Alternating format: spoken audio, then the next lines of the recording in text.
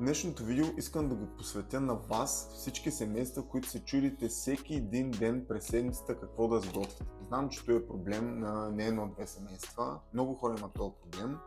Заради това реших от канала ми да си избера и да направя едно седмично меню. Надявам се това седмично меню да ви помогне, да ви вдъхнови да намерите своя начин с моя начин. На това листче съм се нахвърлил от понеделник до петък и уикенда едно меню, което съдържа всеки един ден основно и десерт. В понеделник реших основното да е мусака, а десертчето да е гофретената торта. Мусаката тя изисква повече неща, хубаво е седмицата да се започне с нещо силно. Гофретената торта, защото тя е пък лесен десерт. Мусаката е малко по-трудна, но гофретената торта е супер лесна и бърза. Вторник основното реших да е френска лучена супа, а десертчето да е кремчето в чашка.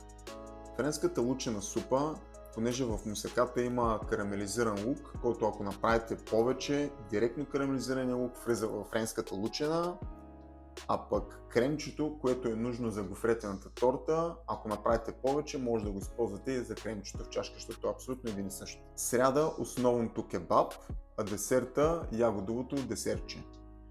Кебаб, защото останалата френска супа директно отива в кебаба, а ягодовото десертче, след като кебаба отиде в фурната, десертчето за него, понеже трябва да се разтопи на водна баня бял шоколад, котлоните са свободни, а пък и е леко, свежо и би отивало на по-тежкия кебаб.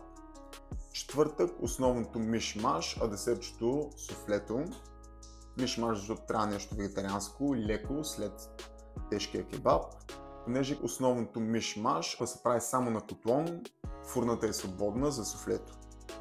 И петъка основното да е пилешко къри, а десертчето да са банановите бомбончета. Пилешко къри, защото трябва да има някакво пилешко, а банановите бомбончета са така малко по-сено екзотични и биха отивали на пилешкото къри.